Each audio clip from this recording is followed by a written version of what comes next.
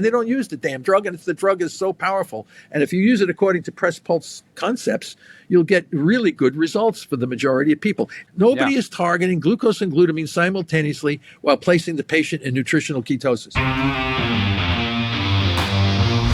Hello everyone, this is Felix, your friendly neighborhood kidney hacker, coming back again for episode number 14 it is. I have an amazing interview for you. It might be one of the most important interviews that you hear this year if you are concerned with PKD.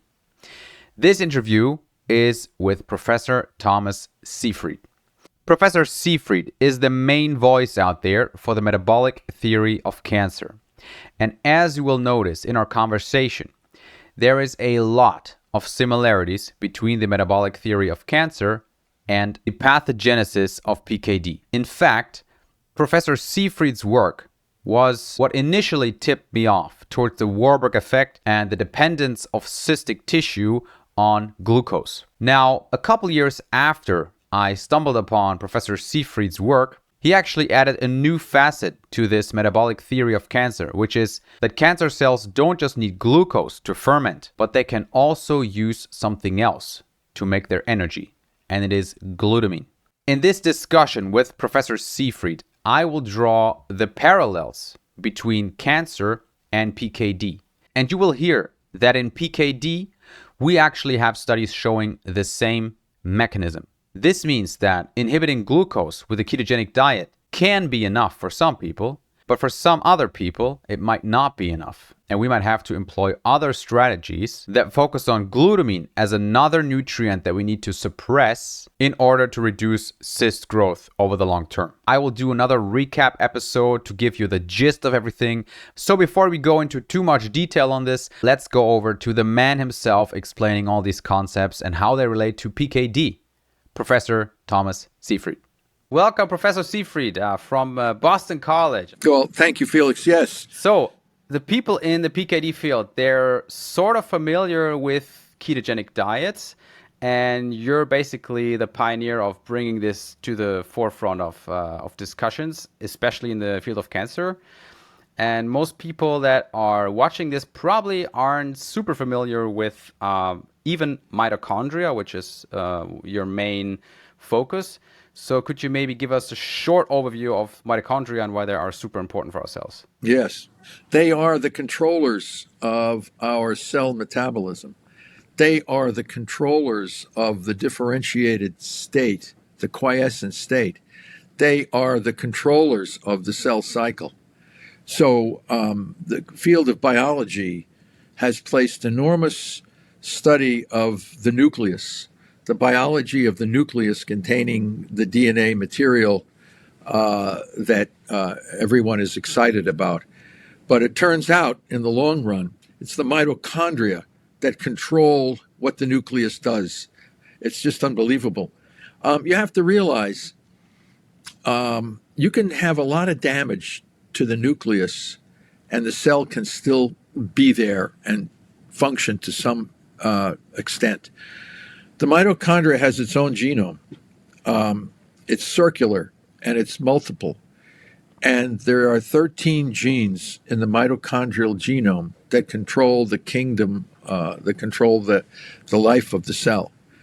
Anything would happen to any one of those 13 genes, the cell up and dies very quickly.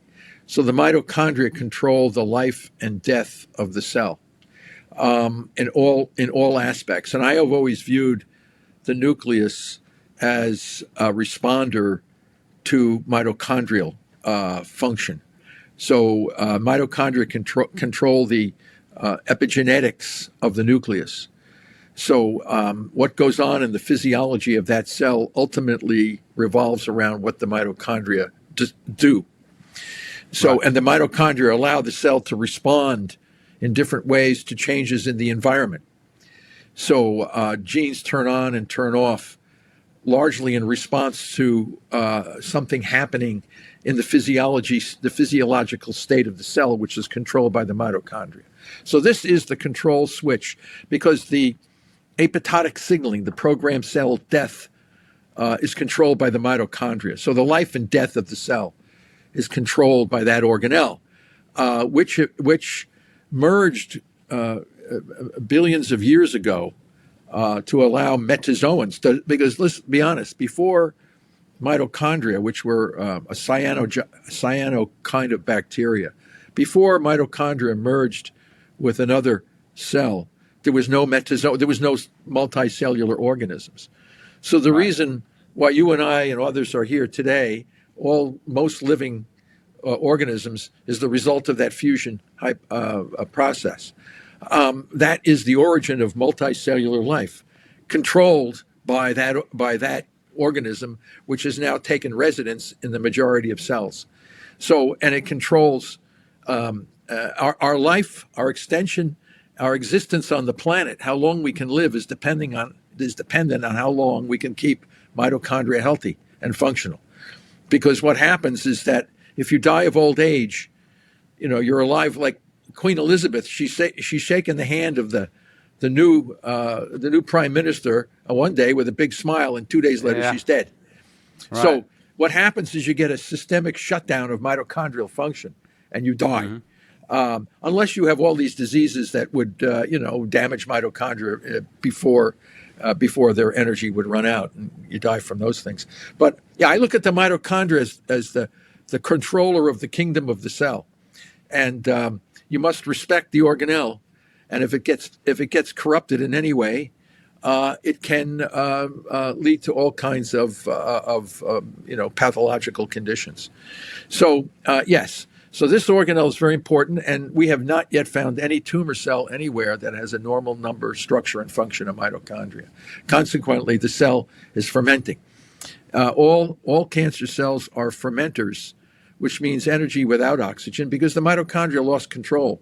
And then the cells fall back on these ancient pathways, metabolic pathways, before mitochondria fused, before the fusion, hybridization happened. And we had cells that had no mitochondria. They were all dependent on fermentation, and they would have dysregulated growth. Regulation of growth only came after the fusion of the cyanobacteria with the other kind of cell.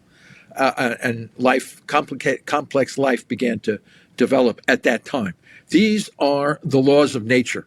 These are what leads to where we are today in most life forms using sunlight as energy, which is just about most things living on the planet today. That's an interesting way to put it, that mitochondria, would you say that they're sort of the brakes on the uncontrolled growth? Oh, absolutely. They control the cell cycle through the proton gradient. Calcium signaling controls the cyclins, and the cyclins are the proteins that allow the cell to go through the cell cycle. So that's all regulated by the mitochondria. So if the mitochondria lose their control, the cell falls back on a default state, which is proliferation, uncontrolled. And the fuel to do that is fermentation. The problem with medicine and people today is they don't understand evolutionary biology.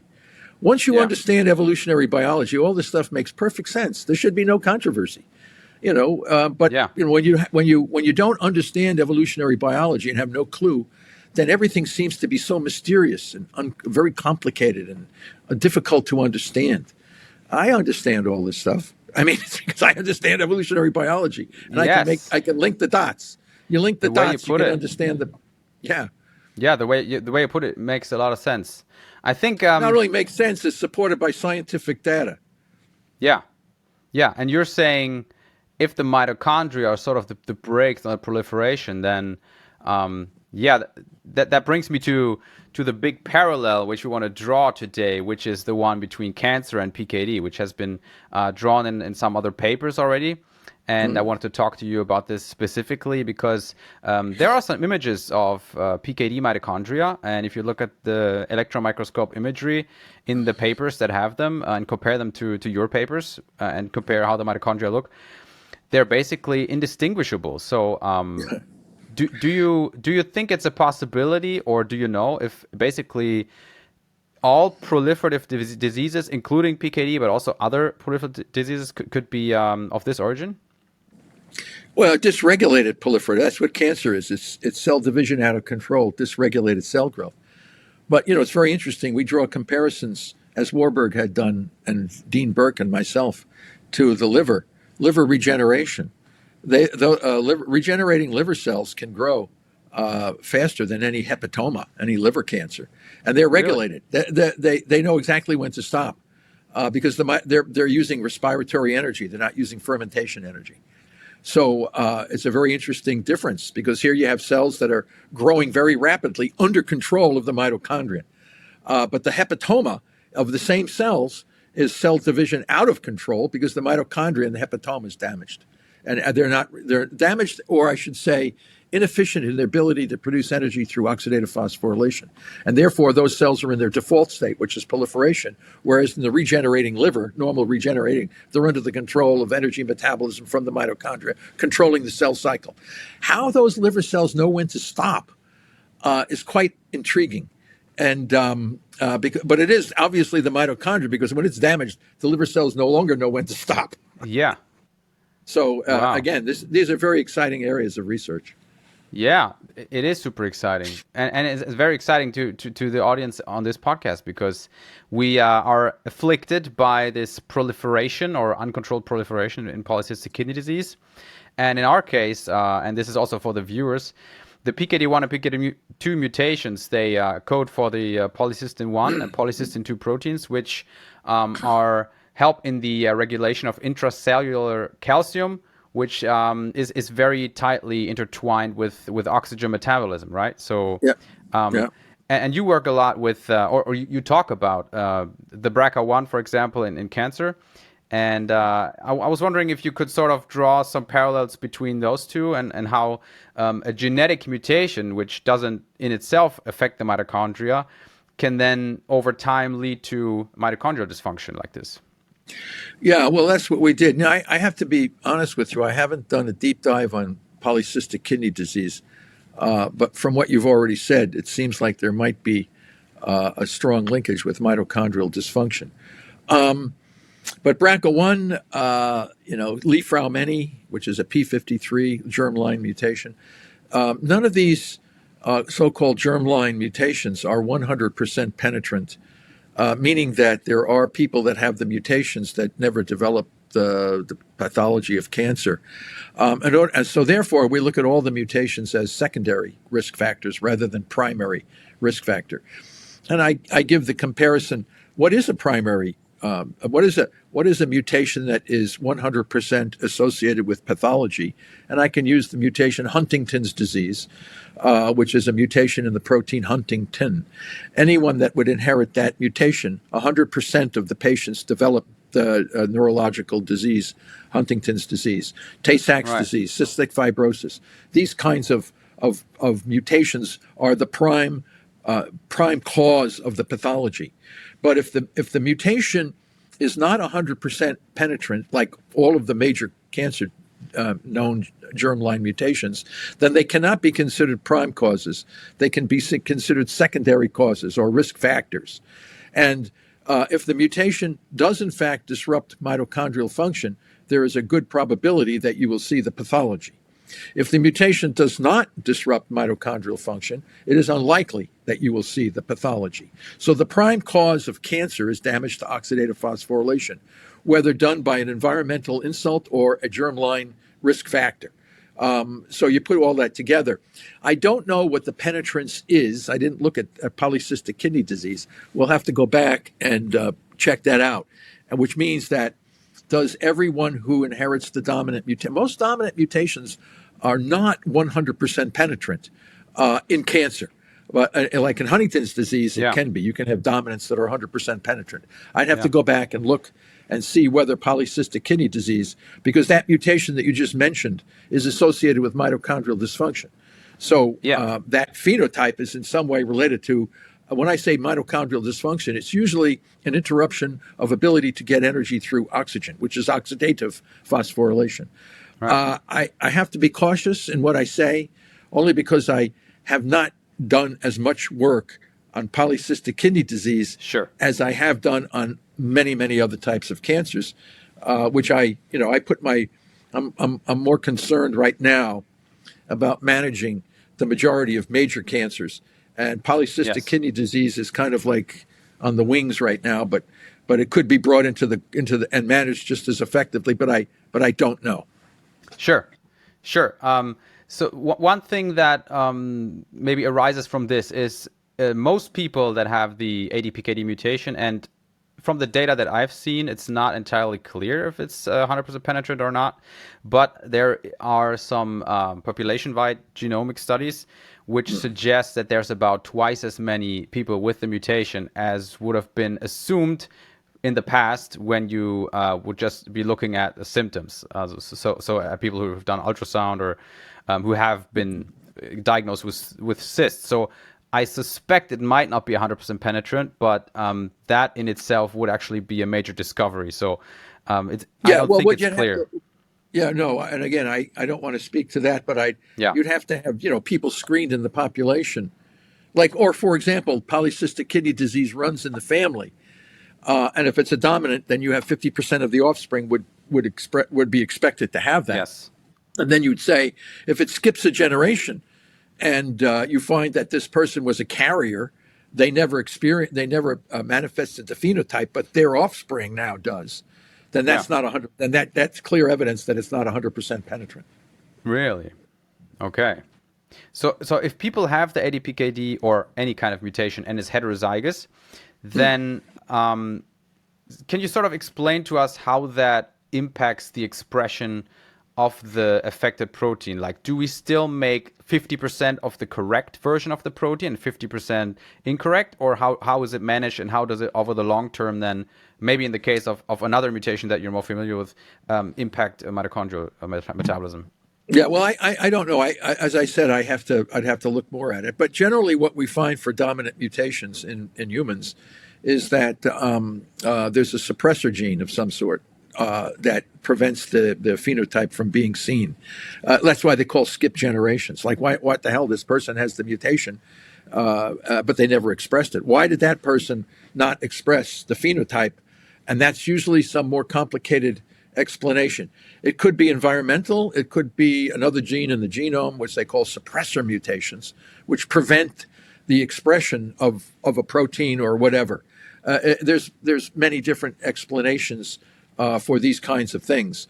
But the issue, of course, that we're more concerned about today is if one does have the dominant form of polycystic kidney disease, they will have phenotypes. What is the probability of that phenotype morphing into some form of cancer? And I think that should be the more acute question. And also, what can you do to potentially reduce the probability of you getting a malignancy based on expressing the gene? Is there a way you can use diet or exercise or something like this to reduce the probability of that gene causing dysregulated cell growth? I mean, I think, in other words, is there anything we as a person could do to help them reduce risk? And we'd have to look more into that. Like you said, about these diet therapies, they may be effective in reducing risk, or or preventing tumors from other organs as a consequence of having that dominant mutation. So again, I think that's the key that you'd like to look at. Yeah. So just really short, mechanistically speaking, if there is something that people can do, maybe in your case in Li-Fraumeni, that if it's a heterozygous mutation, can people sort of influence the body to make more of the correct copy of this from the gene, or is it not possible, and is it always 50-50, the expression? No. I mean, I think you have to look at each. As I said, I haven't studied polycystic kidney disease like we used to study Huntington's disease and some of the other dominant, like Duchenne's muscular dystrophy and things like this. So I would have to go back and look at that. Okay. When I used to teach neurogenetics, I would talk about these various conditions, but I don't remember doing a lot of work on polycystic kidney disease. Okay. Yeah. So I'd have to go back and refresh my studies on this and look into it. But the issue here, we're concerned, and I think people should, who have that mutation in their genome, the issue that they should be most concerned about is whether they're just going to have kidney cysts or whether they're going to have a malignancy in some other organ besides the kidney. Yeah. And I think they would like to know, can they maintain control over the situation and thereby reduce their risk of getting liver or a liver cancer or a cancer in some other organ. Yeah. And I think that might be the best thing, because if you inherit something, there's not anything we can do about you getting or not getting the mutation. If you have the mutation, is there anything you can do to reduce the probability that mutation may, the symptoms of the mutation could be in some way reduced? And I think we would like to know whether that's possible or not. Yeah. So a main model that people use in PKD is the second hit hypothesis, and I think it's also in cancer in some models, right? Well, the second hit hypothesis is usually involves the destruction or interference with mitochondria. You have to, that goes back. What's his name? Geez, when you get old, you can't remember anybody's name. No. It'll come to me. The two-hit hypothesis, that's based on the somatic mutation theory of cancer. There's retinoblastoma. I think there's some other mutations that do this. But all I know is you can't get cancer when you have your mitochondria healthy. Yeah. That's a fact. You want to know every tumor that we've seen has a mitochondria. So the second hit must involve mitochondrial dysfunction in one form or another. So that's a chicken or egg question, isn't it? So it's not a chicken. Is it not? No, chicken. We rule that out. With the nuclear mitochondrial transfer experiments, it's clearly mitochondria. It's not chicken or egg. Oh, that's not what I meant. So the way I think about it, and correct me if this is totally not correct.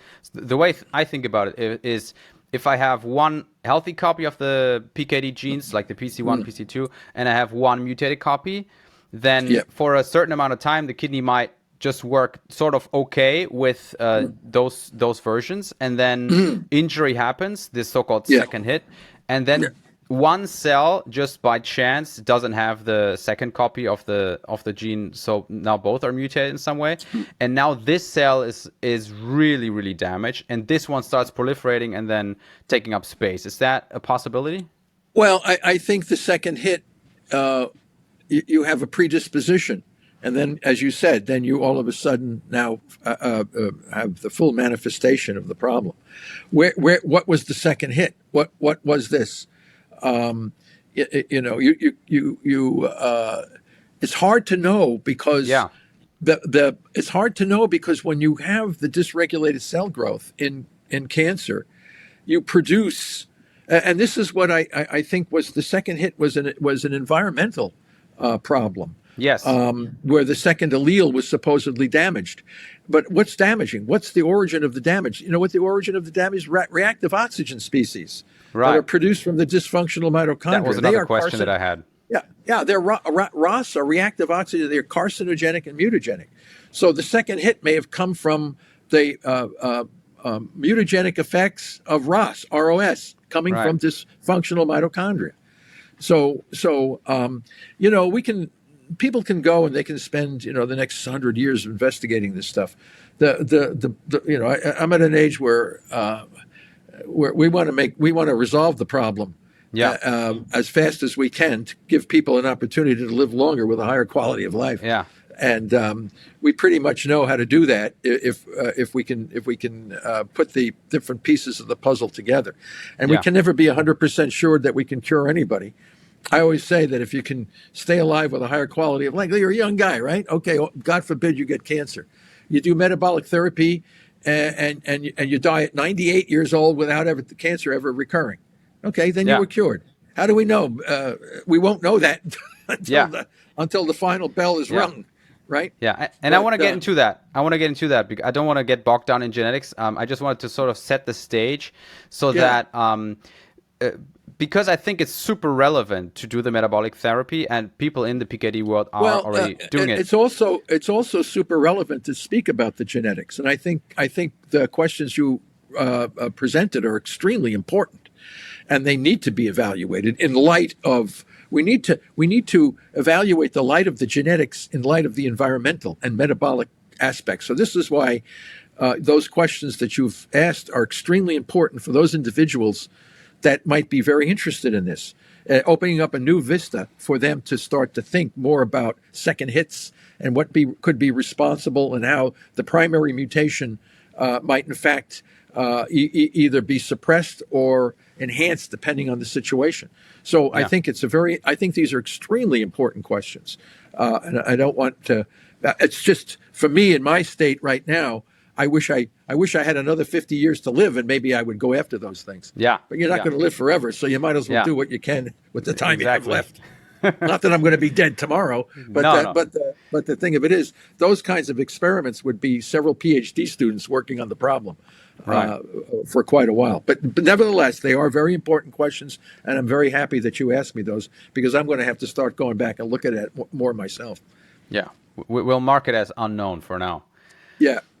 So at least we know that in PKD, most of the nephrons are actually, like, at least for most of life, are actually still functioning and they're not proliferating.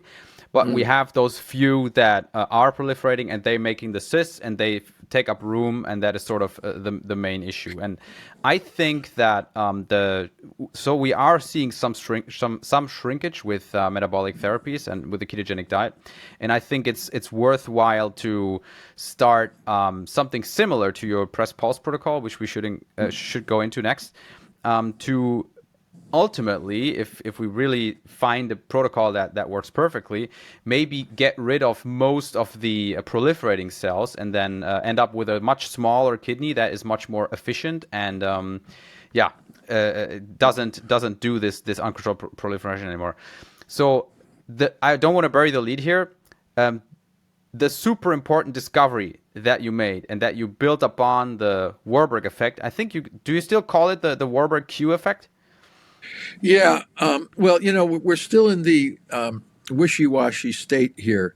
I have some very excellent colleagues, postdocs, and students, and we're in the process of reevaluating the names, the terminologies that we use. Warburg never mentioned that this is my effect. He said it was aerobic fermentation, basically, which people recognize as what we now call the Warburg effect. Ephraim Racker from Cornell University labeled that the Warburg effect. Everybody just jumps on it and calls it a Warburg effect. And it's what it is aerobic fermentation. And what does that mean? That means you're fermenting in the presence of oxygen. That's what. Why is the cell fermenting in the presence of oxygen? Because the oxidative phosphorylation system is inefficient. This is not a mystery. I mean, we went through all the major cancers and showed that every one of them have some defect in the number, structure, and function of the mitochondria, which obviously require a compensatory fermentation. I mean, the fact that there's so many folks out there that can't understand that, or blaming genes on this, is just nuts. Again, you have to wonder how the brains of members of our species actually work. It's just unbelievable. I agree. I agree. Ideological dogma. Yes. I mean, it's just incredible. But you have to wade through all this, and you hope that half the people say, Warburg was completely wrong. Tumor cells consume oxygen at the same rate as normal cells, therefore they're not fermenting. And we and others have clearly shown that the oxygen consumption in tumor cells is not linked completely to ATP synthesis through oxidative phosphorylation. And it's like they're uncoupled. And for whatever reason, people can't understand it. Because you know what the problem is? There's so many people working in the cancer field are molecular biologists. Yeah. They're geneticists, molecular biologists. They're not biochemists. They don't know physiology. They don't know biochemistry. They just look at gene expression profiles, hoping to get some insight into what's going on. Never actually asking, can my cells grow in the absence of fermentation fuels? And the answer is we can't find any. And we have been searching for any cancer cell that can survive in culture in the absence of fermentable fuels. So all cancers, as far as we're concerned, are driven by the sugar, glucose, and the amino acid glutamine. Our major contribution, which still is not understood or accepted or even known about, is that the tumor cells are fermenting glutamine. They're not respiring glutamine. This is an incredibly important point that people, for whatever reason, can't wrap their heads around. I'm working with Christos Xenopoulos out of Budapest at Semmelweis University, the world leader on mitochondrial substrate level phosphorylation. You have to realize that the mitochondria not only can produce energy through oxphos, but when oxphos is inefficient, they can produce energy through substrate level phosphorylation, which is a non-oxidative form of energy production and can happen in the absence of oxygen. So the same organelle that's producing majority of energy can also produce energy with a non-oxidative source, and that's called fermentation. And what is the fuel for mitochondrial substrate level fermentation? And it's glutamine. So I would say 90% of the people in the cancer metabolism field think that glutamine is respired. It's an anaplerotic fuel for the TCA cycle. Well, we showed, no, it's not that. You're dumping out succinic acid out of the TCA cycle. You should never dump succinic acid out of a TCA cycle if you're respiring. You're fermenting. Listen, let me tell you something. When people have heart attacks, okay, you stop breathing because your heart's no longer pumping blood through you, right? The first thing you see within a couple of minutes, a massive amount of lactic acid and succinic acid in the bloodstream. Where the hell is all that? Those are the waste products of a fermentation metabolism attempting to keep cells alive in the absence of oxygen, which they can do up until 5 or 6 minutes when the brain dies. All right? But you see a huge amount of succinic acid and lactic acid. Now, as soon as you start breathing, your hearts come back and you start breathing again. Lactic acid and succinic acid disappear from the bloodstream because we're now respiring again. The difference between that scenario and cancer is the cancer cells are continuing to produce lactic acid and succinic acid even in the presence of oxygen. Why are they doing that? Because the oxidative phosphorylation system is insufficient. Why is this so complicated for anybody to understand? Why do the majority of people, forget about the genetics guys, the molecular biology guys, but what about the guys working on cancer metabolism? Why is it that they don't understand that? And when you do it's just unbelievable. So for me, and I say, well, you get frustrated by another member of your species not being able to comprehend clear information. We have to appreciate how the other brains of others work. But the bottom line is, if you understand what I'm saying, it offers a framework and pathway forward to start managing cancer effectively. And for whatever reason, this is resisted and they never seem to attack the science. They always attack something peripheral to the science. Yes, and I think we can all speculate as to the reasons for that. We've been around the block for some time. So for PKD patients who are listening to this, that are aware of the fact that even PKD cells use glucose to ferment.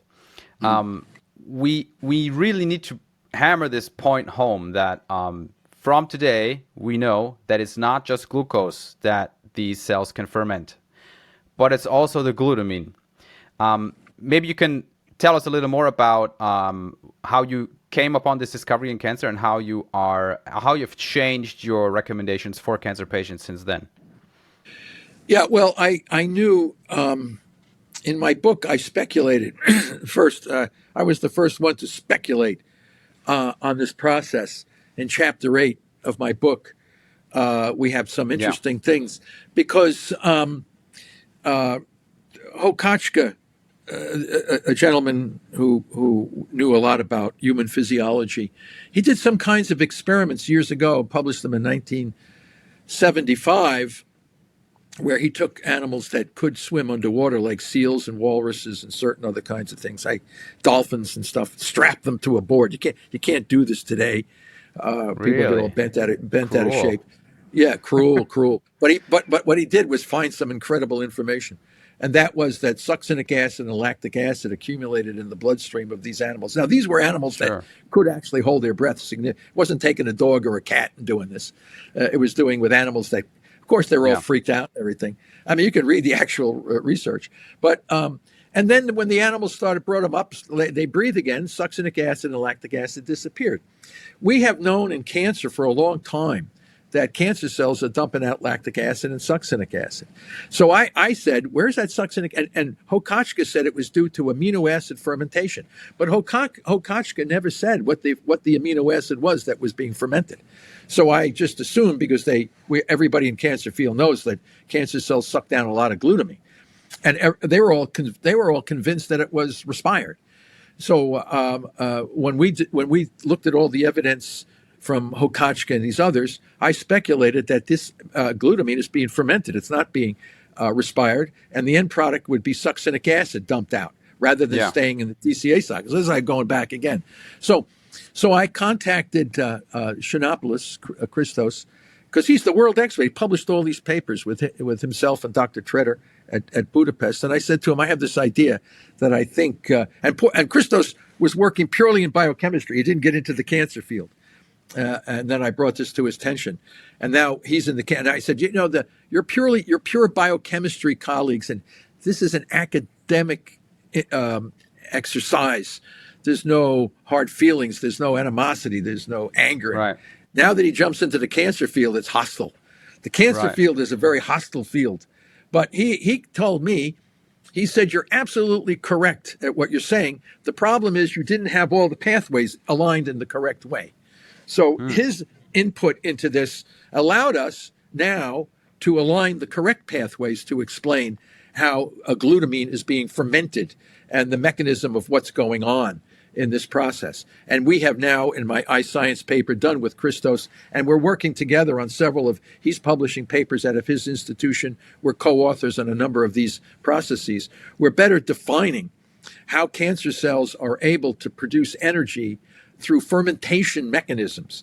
And even when you think about, because don't forget, without energy, no cell can survive. And this is what Warburg was saying. He says, forget about everything else. It's all about energy. Because once you know how the cell is getting energy, you can then begin to think about how to stop it. All the other things, gene expression profiles, this and that, all secondary effects to energy. Because once the energy goes, it doesn't make any difference what mutations they have. Doesn't make any difference what they're doing. So we said, if cancer cells can't generate enough energy through oxphos, where are they getting their energy from? Now, Warburg said it was all coming from glycolysis using glucose.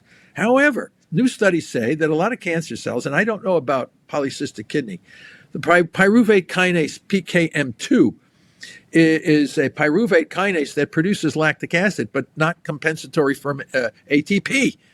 So you got to know about that.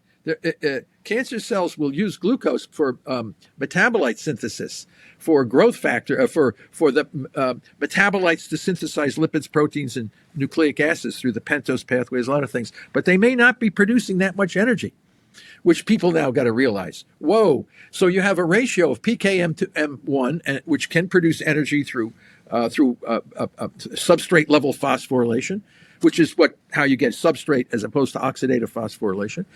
But we don't know the exact amount of ATP because there could be a ratio of PKM1 to PKM2. So Warburg's calculations and others' calculations are questioned because we really don't know, depending on the ratio of these pyruvate kinase isoforms, really how much ATP is going to be coming through the cytoplasm in what we call substrate level phosphorylation, aerobic fermentation. And then you have a little bit of oxidative phosphorylation, insufficient to drive the dysregulated growth, but there's some from there. And then you have the glutamine coming from a fermentation mechanism. So you have all these bits and pieces of energy coming from different parts of the cell, depending upon how damaged or how the overall global energy situation happens to be. But what we have found unambiguously is that no tumor cell can grow without the contribution of fermentable fuels, which is glucose and glutamine. And how much that is depends upon what the ability of the oxphos system is. If the oxphos system has a little bit, then you don't, or a little bit more, you don't need as much fermentation. But if it has lower, you need fermentation. So there's even grades, like the grades, mitochondria absolutely, can be like partially damaged, some are damaged, some are not. So the cell, in that case, would the cell be proliferating at half the speed, for example, if just 50% mitochondria are damaged? Yeah. Well, that's what we think. And it's not just 50% of mitochondria. It's like each cell in the dysregulated growth may have a slightly different type. And then, of course, the other aspect is what is the biology of the cell that's involved in this. And metastatic cancers arise from our immune cells, macrophages, and some leukocytes, lymphocytes, fusing with cancer stem cells, and you have this hybrid kind of a cell. Right. Which possesses macrophage character. Why is that important? Because macrophages can spread around the body. Stem cells can't. Stem cells can grow like crazy, but they can't spread. They're not equipped genetically to spread. The macrophage is equipped genetically to spread. So when you have a fusion hybridization between a cancer stem cell rapidly growing and an immune cell, and the cytoplasm now becomes corrupted, and the mitochondria become corrupted. You have a cell that's now going into its default state, but can spread around your body. So you have to realize that. And those cells are powerfully glutamine driven. So we knew right away how to manage metastatic cancer by targeting the glutamine, because most metastatic cancers are strongly derived from our immune system cells, which are more glutamine dependent than some other cells. So again, you have to know the cell biology of what's going on with all this. And today, we have clinical trials that are targeting glutamine, and some of these trials are doing okay, but they never target the glucose at the same time. So you never get optimal outcome if you're leaving the back door open, allowing cells to get some energy through the cytoplasm.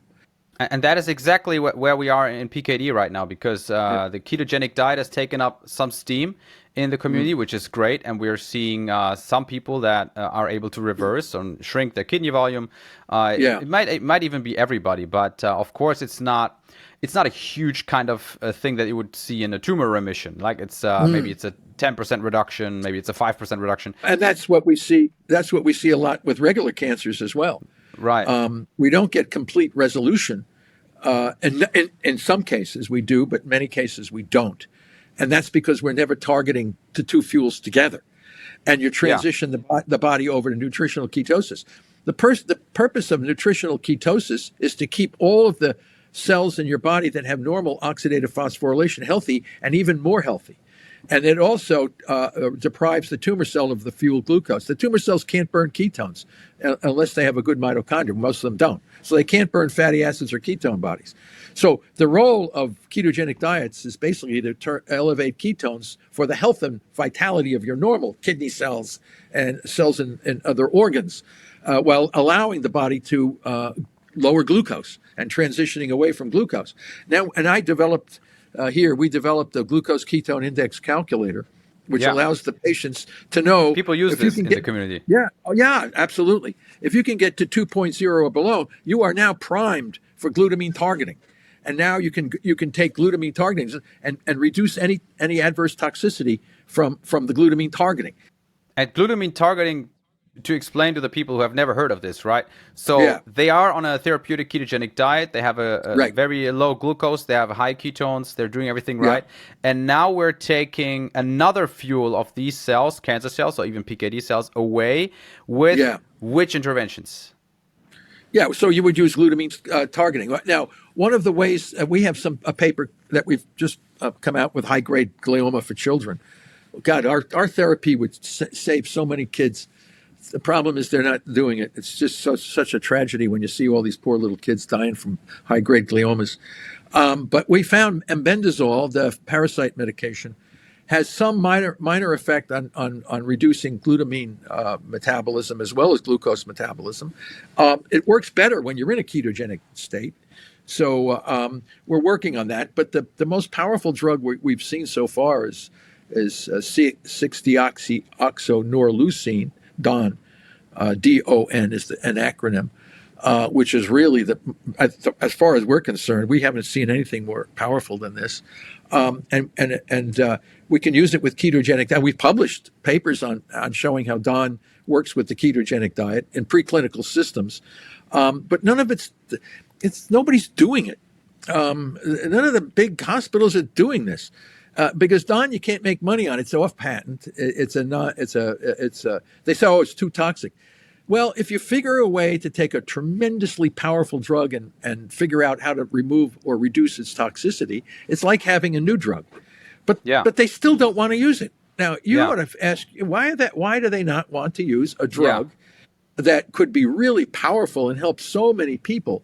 Whether it's in Germany, the United States, England, Japan, they don't use the damn drug, and the drug is so powerful. And if you use it according to press pulse concepts, you'll get really good results for the majority of people. Our prediction is this. But nobody's doing this anywhere. Nobody is targeting glucose and glutamine simultaneously while placing the patient in nutritional ketosis. Maybe PKD is even a field that is less fought over, and maybe it's maybe it could even in the future be an interesting candidate to maybe get more people sort of doing the proof of concept. Because right now, even the clinical trials for the ketogenic diet seem to be underway in a pretty good stage, and the first one with 3 months runtime has already been concluded. Yeah. So I think we now have close to maybe 1,000 people online that are actively doing the ketogenic diet for PKD, and they have never heard of glutamine inhibition. So if we maybe could give them sort of an overview of what they can do on their own and what they can do with a doctor. Yeah, well, I think, as we said with glutamine targeting, you really have to be very, very careful, because glutamine is necessary for our gut. Glutamine is necessary for the function of our immune cells. Glutamine is necessary for the urea cycle. If you do not know how to use this tool, you can harm patients. So you have to have a knowledgeable person knowing. That's why we developed the pulsing of glutamine rather than pressing. You can press glucose down because it's not essential, because ketones can replace glucose, but you need the glutamine. So if you're too aggressive in doing this, you could actually damage the immune or your gut, or make a situation not as good as it could be. So again, and this is where we are now today as you and I are speaking. We're at the position of dosage, timing, and scheduling. This is the cutting edge of where we are right now. What is the dosage, timing, and scheduling of the glutamine targeting to go along with the nutritional ketosis? So, and we're trying to figure out what drugs and what combinations, timing, and dosage. And as people in the field, and I've said it over and over again in many of these podcasts, we don't consider the field of academic medicine does not consider this as sexy science. Yeah. This is not the kind of really, wow, ooh, we're trying to figure out the best dosage, timing, and scheduling to allow the person to live a higher quality of life and a much longer survival. All right. And well, this doesn't seem like it's really, but I'll tell you, when you don't have the right dosage, timing, and scheduling, you're not going to get the optimal effect. And how do we do that? Well, we have to work on preclinical systems, and we share that with the oncology community, with people. And then the people now are at least aware, and we have to monitor their overall blood work and physiology as we start to change dosage, timing, and scheduling, and see how the patients are responding. How do you feel today? Let's look at your growth. Let's look at a lot of these parameters. And then what worked for this person may not be optimal for another person. Yes. So we have to use each person as their own control, because everybody is different. They're different body weights, different genders, and all these kinds of things. And we're dealing with a dynamic physiological system that has to be worked on individually. Now, will there come some general time in the future where we can make some general assumptions on how people will respond? Maybe, maybe not. But this is the cutting edge. What I just said right now is the cutting edge, and it will become the future of managing cancer everywhere on the planet once people understand what's going on. Yeah. So for people who are maybe at a later stage in their disease and, as in cancer, don't have too much time to wait, so there's two different approaches, right? You could either sort of go it on your own. You could maybe do some hyperbaric oxygen therapy to maybe increase your chances of decreasing some of the cyst growth. And maybe you could combine it, and maybe you can speak to this with the other more natural supplements that you've mentioned, like EGCG, or even with prescription stuff like chloroquine or mebendazole. And alternatively, they could find a doctor that would usually do this with cancer patients and see if they are willing to also take somebody on board with PKD. What do you think about these two Those are good, approaches? good points. Chloroquine. Why chloroquine is important? It might stop phagocy. There's a lot of things in it. Chloroquine just neutralizes acidity in the lysosome. And bendazole, the parasite medication, fenbendazole. We have to. I have to test preclinically a lot of this stuff. Yeah. Because you have what we have a lot of moving targets here. We have a lot of variables. Which one is working best with another. We're always looking for synergy. We want synergy. We don't want antagonism. We don't want to use something that antagonizes the therapeutic benefit of something else. We want synergy. Okay, and those experiments are laborious and time-consuming. And when we run these things here at Boston College, our vivarium, we have to do the experiments with control groups, and then we have to repeat it. And after we get the results, we have to repeat it again. And we need to repeat it and repeat it and repeat it to be 100% sure what the hell we got. And we want to make sure the facts and the outcomes are reproducible. And then once we have that, then we can tweak this and that again on the background of what we know. Now, people should know that this is not, it's costly to do these experiments. It's time consuming to do these experiments. Yeah. But when we get the right time, when we get the right information, then we can speak more knowledgeable, have more knowledge about the supplements that should be used when they should be used. Otherwise, we're just throwing stuff at the wall and hoping something sticks. Right. We want to know which supplements are synergistic and why we need to use them when we use them. And without that information, we're just like I don't know. What do you want to do? Hope for the best, or just hope you hit the target by chance. It's you got to have more. You got to have more knowledge about what you're doing. So we know that simultaneous targeting of glucose and glutamine while the body is in nutritional ketosis is likely to provide the greatest level of success right now. But what those glutamine targeting drugs, how they work together, and when we should use them, along with hyperbaric oxygen. We always tell people, if you're going to do hyperbaric oxygen, make sure you have a low GKI when you go into the chamber. And that's also dependent on the day, the time of the day, because everybody's body is different. So we're optimizing the variables that will eventually be brought into a comprehensive treatment protocol.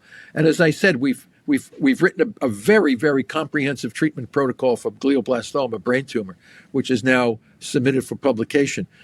We have over 40 physicians and scientists on this article, which we brought in a lot of discussion from a broad range of physicians, and we put a very comprehensive treatment protocol together.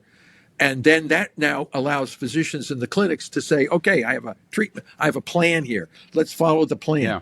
And as we begin to implement the plan, we'll get feedback from those who are using the protocol, telling us how we can optimize the different parts of this. Now, this treatment is very strikingly different from the way we're developing new drugs for cancer and these kinds of things currently, where we take a singular drug and we have double-blind crossover. We have to, metabolic therapy, the whole system of clinical trial analysis has to be reevaluated, because metabolic therapy cannot be forced into a trial that's been used for singular drugs.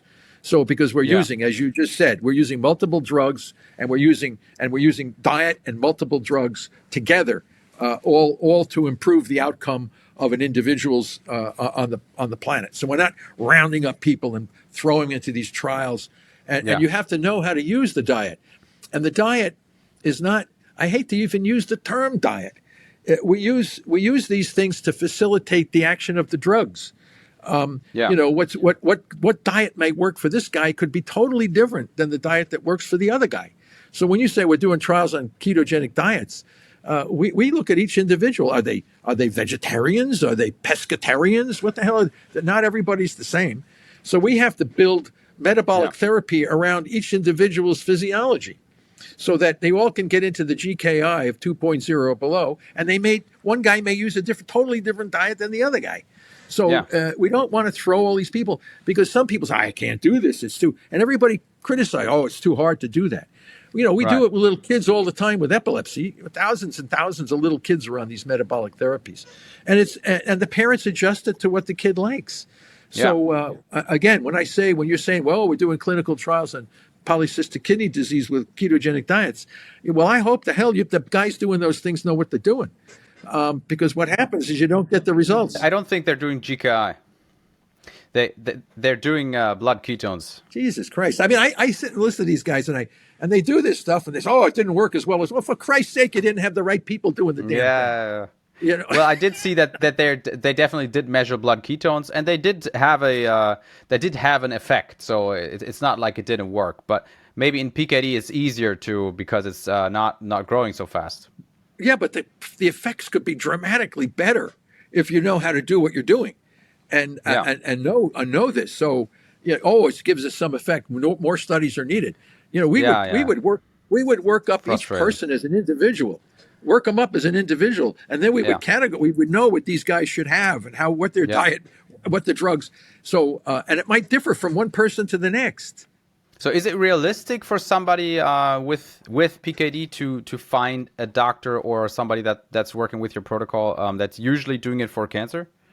Yeah, good luck with that. You're not going to get anybody. You go and ask these guys. Because they're overrun with cancer patients. Oh, they're not overrun. They just, that's part of it for sure. But the other thing is they have no clue. They have no knowledge about what I just said. They have no clue about the biology of the disorder they're working with. No, but even the few that are doing it your way, that's what I'm saying. Oh, nobody's doing it. If we're doing some of these kinds of things, we're in experimental stages. I mean, we have certain clinics in the country, but again, they throw supplements at the problem. And I said, what does this supplement do? We're still not there yet. We have the framework, we have the knowledge, but the practical application is where we are. And we need to get now.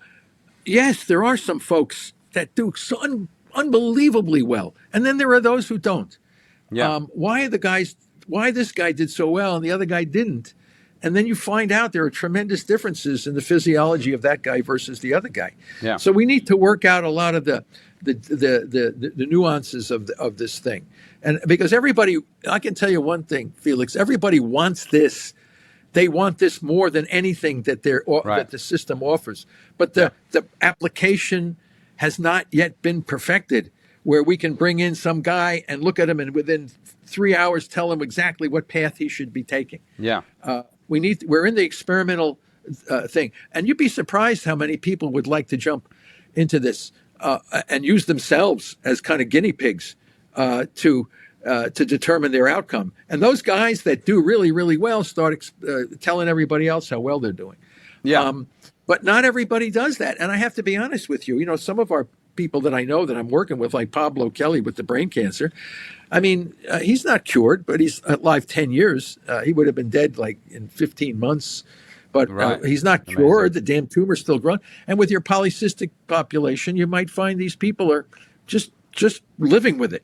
It's not getting worse. Certainly. It's not, certainly and they're living far longer, and they're not as debilitated by the symptoms. Yeah, and even now we're seeing a lot of people who are actually reversing, and that's even what the podcast is called, right? Reversing PKD. I'm one of them. But of course, it would be super interesting to even try like some very low efficiency but like highly available glutamine inhibition things like HBOT, EGCG, stuff like that. Well, I don't think they're going to hurt. They could have some minor effect. I would say MBZ might be more powerful. And bendazole, and bendazole, and fenbendazole. These are dewormers. And you would pulse them like in the HBOT if you were doing it? Yes. And people always say, why are you using this parasite medication? Well, what the hell, man? The parasites and the cancer cells use metabolic substrate level phosphorylation to get energy. They ferment. Right. And people, I didn't know that. Well, because you don't spend as much time doing the shit as I do, for Christ's sake. Yes. I live and die this stuff. I'm on this stuff constantly. And after a while, you say to yourself, how you people don't know that? Oh, I didn't know. I never read the article. I said, oh, geez. Well, you got to read the articles. Yeah. And you got to say, why do these parasite medications work so well against cancer? because the tumor and the parasite are using mitochondrial substrate level phosphorylation to get energy. Right. So the embendazole works against the glucose fermentation, but also against the glutamine fermentation. Is it Yes, both? but it's not the big. It's not a big hammer. It's like Yeah. a small hammer. A couple percent, like 10%, Yeah, or yeah, was it? yeah. But it's synergy. It happens. Like if Yeah. you do the bendazole by itself, you might get a little effect. You do the keto by itself, you get a little. You put the two together, and you get a synergistic effect. Yeah. And now we're learning that there may be other really good drugs that have been dumped out because they didn't work. But we're taking those out of the pails and putting them back into this nutritional paradigm, and they seem to they take on a new power of their own. Wow. So this is Which a are new. those? Well, we got Divimistat. This is a very interesting drug. You can see it in the paper that we published in BioArchives. Right. Divimistat was for kidney pancreatic cancer. It's also blocking a pathway in the substrate level phosphorylation, but it didn't work. So here's the situation.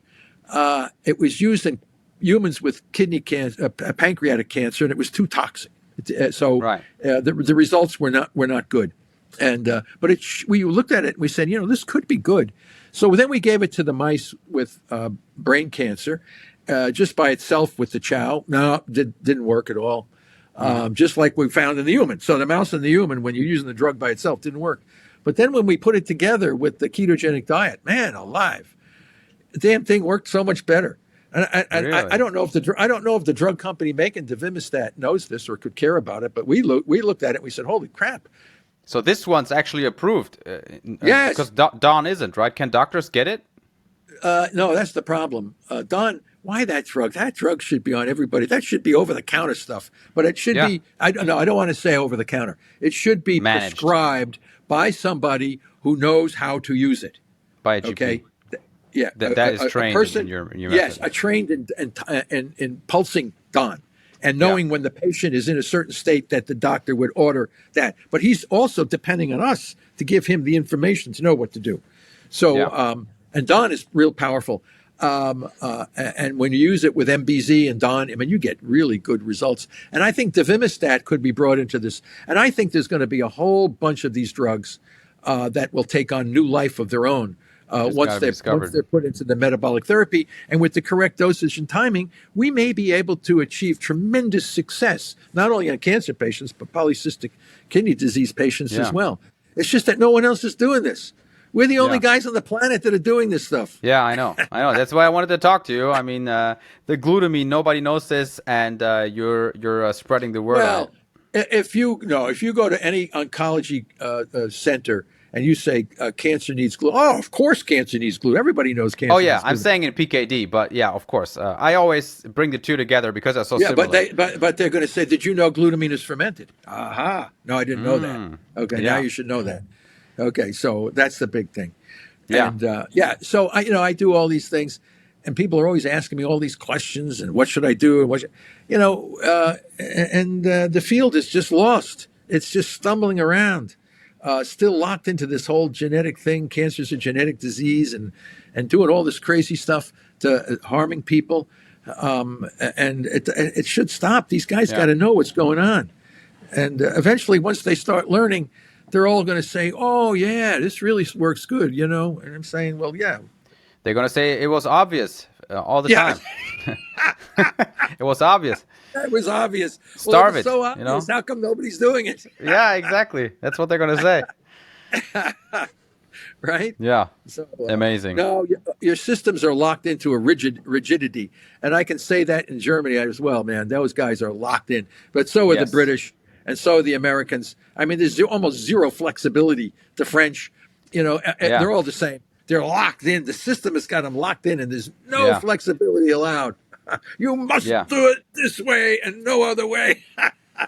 But for the people doing the trials on a ketogenic diet for PKD, you would probably suggest to them to add a glutamine inhibition strategy to it. Well, I would say do that only after you get yourself into a low GKI, 2.0 below.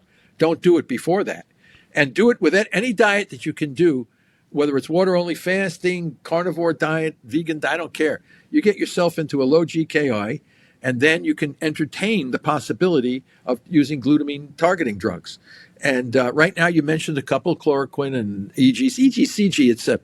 It's just so weak compared to these other. You should see how compared to Don. It's not even. You want drugs that are really going to work, but you want to use them. You don't need much. That's the other thing. When you know what to do, the amount of glutamine targeting drug you need is so much less. So the toxicity issue becomes almost a non-issue. Yeah. Was it like a couple 100 milligrams or? Yeah, maybe even less. But once you're in ketosis, man, these drugs take on. They're so much more powerful and so much less toxic. Wow. Can you believe it? So, your group, Polycystic Kidney Disease, could be a group to test all this in a real effective way, and because you're going to see outcomes that are pretty obvious pretty quick. Yeah. And if that's the case, you guys might be the spearhead that shifts the whole cancer field over to the way they should be. Who knows? It's definitely not as fought over. Yeah, right. So you have a good possibility. And again, I wish you the best in doing this, at least putting the knowledge out and seeing what happens. And maybe you guys will come up with the best dosage timing and scheduling of this whole thing. Who knows?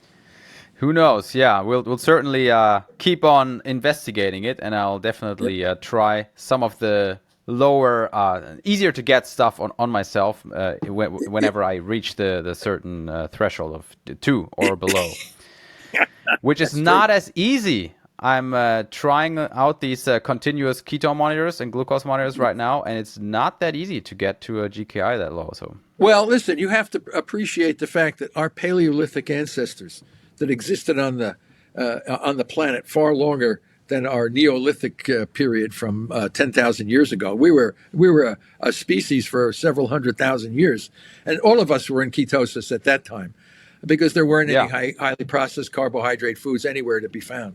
So we were designed as a species to be in nutritional ketosis. We are an incredible species that can live without food for long periods of time and remain active. And the other thing that can lower glutamine is exercise. So we know that for a fact. Because it drives it into the muscle? Yeah, George Cahill down here, who's passed away, head of the Joslin Diabetes Center, published a nice paper several years ago, probably 30 or 40 years ago, showing that exercise could lower systemic glutamine. So if you can get into nutritional ketosis with a good degree of exercise and even a very minor glutamine targeting, you might be able to do a really good job at restricting glutamine that way. So again, it's moving, a lot of exercise, whether you run or walk or lift weights or do any combination of these, bicycling, whatever. You're going to have the opportunity to lower glutamine levels. And also you become less hungry when you're doing exercise. It's interesting. If you're sitting in front of a computer all day long and some guy's walking by with a pizza, all of a sudden you feel like you want to eat some of the pizza or a donut or a pastry of some sort. But if you're out riding your bike or running, your hunger doesn't come as much. You can go fasting you can fast for a lot longer when you have exercise. And this all goes back to our Paleolithic ancestry. Those guys were moving all the time. They're going to starve to death if they didn't. You know how hard it is to track down and kill a mammoth or a deer? I mean, you have to spend a lot of time stabbing this thing, chopping it up. I mean, you're using a lot of exercise doing this. Mm-hmm. So fasted exercise, carbohydrate by definition. Yeah, you gotta love I don't know if they had polycystic kidney disease back then. But they had other health issues that we have that they didn't have. But we just have to know where we came from, our evolution, and then try to bring it together today in our new knowledge and technology. So this is where we stand. Right. Amazing. Yeah. So I hope that the super news on the extra fermentation metabolism with glutamine will make it into the PKD field as you're sounding the bell in the cancer field. And now we're bringing it over, which is amazing. So thank you so much for that. One last idea that I had was maybe you want to give us like the 60-second version of what causes cancer and how to cure it. So we can sort of make a short video on that. Well, as I said, I know exactly what causes cancer, but I don't want to say what can cure it. All I can say is how to manage it. And Right. no, as I said, whatever chronically damages oxidative phosphorylation in the mitochondria of a particular cell in a particular organ can lead to dysregulated cell growth with compensatory fermentation. Whether that's exposure to radiation, whether it's due to obesity, which is now replacing smoking, leading to systemic inflammation, type 2 diabetes, hypertension, all these kinds of things. You can have virus infection, hepatitis virus, papilloma viruses. All of these things damage oxidative phosphorylation. Germline, like you mentioned, polycystic kidney disease, as secondary risk factors for cancer. I mean, aging. All of these things will chronically damage mitochondrial function, potentially leading to dysregulated growth with this compensatory fermentation. So we pretty much know. And now, how you prevent cancer? Well, if you keep your mitochondria healthy, it's very, very, very hard to get cancer. And that's why cancer was almost unheard of in our Paleolithic ancestors or members of our species that live according to ancestral ways. Cancer is extremely rare in chimpanzees. They're living according to whether in the zoo or in the wild, they rarely, if ever, found to have cancer. So we are the ones. Our species has deviated so remarkably from how we evolved, putting us at risk for all of these things. So chronic damage to oxidative phosphorylation is the origin of cancer, and preventing that would keep your mitochondria healthy. So it's hard to get cancer if your mitochondria remain healthy. The management of cancer, as I've already said, you have to then target the fermentable fuels, and you try to do that while enhancing the health of the rest of the body. You're going to need the normal cells of the body to work with any kind of drug or therapy to kill off these tumor cells. We can't work successfully if we're poisoning and irradiating and mutilating people with the attempt to help make them healthy. This is not working. The promise of the genome, that we were supposed to use precision medicine and all this kind of stuff because we put the field of cancer put billions and billions of dollars into these targeted therapies, immunotherapies, immuno-oncology, based on the wrong theory. Cancer is a mitochondrial metabolic disorder, not a genetic disorder. So if you're constantly developing drugs based on an incorrect theory, the outcome will never be optimal for the majority of people receiving those. So once the theory changes, the ideology has to change. This is a mitochondrial metabolic disorder. And once you know that, then the opportunities for prevention and management become completely different or very much different. Doesn't mean we have to throw out all of the tools that we've developed for cancer in part of the standards of care. We just have to reevaluate how we use them and when we use them. So will be an emerging field of knowing how to use the tools that we already have with the new concepts that we're bringing in. And this will ultimately move the population from a fear-stricken of cancer to realizing that this is something, it's going to be an inconvenience. You might have to stop eating this. You have to do more of that. But at least you can bring yourself back to some semblance of health. Whether you get a cure or not, I have no clue. But at least you're going to be living on the planet a longer period of time with a higher quality of life. And this is what we're beginning to see.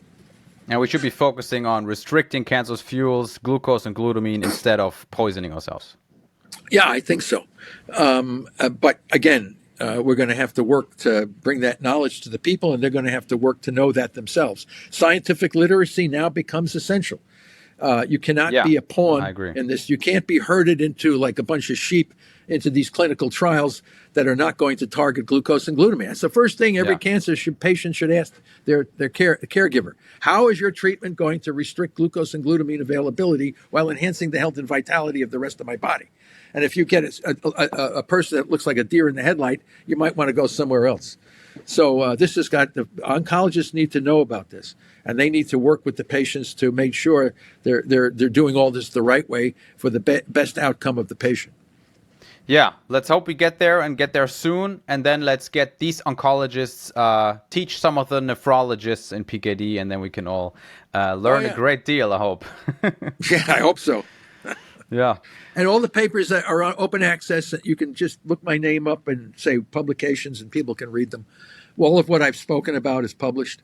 We're working on more things.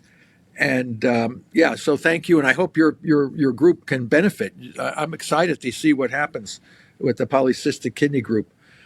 be very interesting to see the outcome of if they start implementing these kinds of things. You guys might be the ones. Who knows? Yeah, You know. I'm very excited for it too. Last thing, let people know where they can support you. Well, we get all of the funding that we get right now comes from private foundations and philanthropy. As I said, there are folks that are really excited about what we're doing, and they support us. And they don't care whether they make money. They want to know that for humanitarian purposes, they want to be part of the movement. And Travis Christofferson's Foundation for Cancer Metabolic Therapies supports our work. We have some small foundations that support us.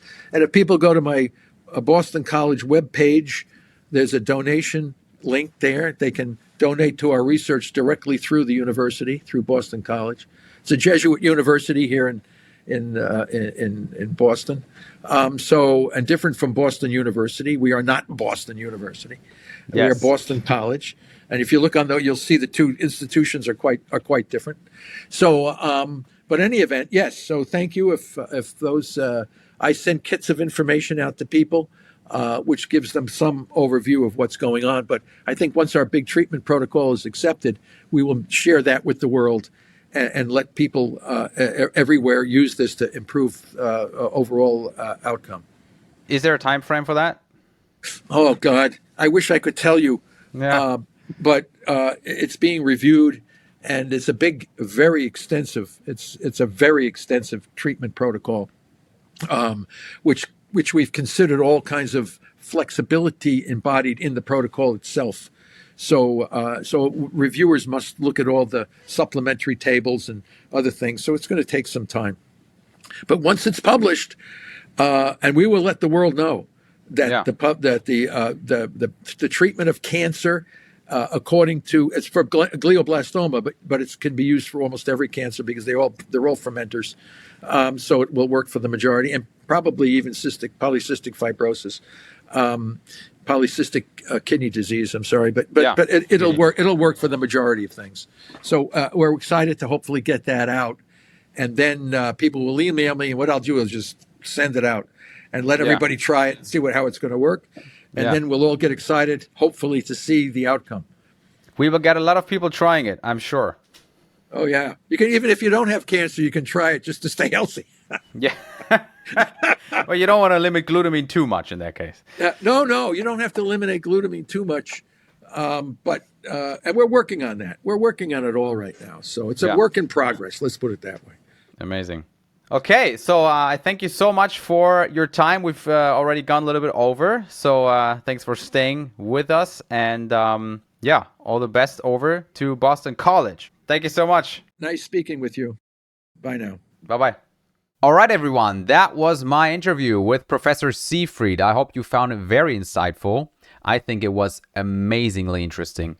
And I will do another episode sort of recapping and doing a summary of everything that I thought was important. If you are looking for a practical way to implement these strategies that we touched upon in this interview, then you will love the more detailed explanation that I have in my book, Reversing Polycystic Kidney Disease. You can get it on all the platforms. It's now also out in audiobook format. So refer to the book if you want more details on PKD and glutamine metabolism and what we can do to actually limit cyst growth using the glutamine pathway. It is not that simple, not as simple as ketosis, but it can be done. If you've already read the book, then please leave me a review on Amazon and wherever you buy the book. That is very important to help other people find it. If you haven't read the book, but you're listening to this show on YouTube or on another podcast platform, then please give us a thumbs up, a 5-star rating, whatever you can do to make this show reach more people who have PKD and who really, really need this kind of information. I will see you in the next episode. Until then, happy healing.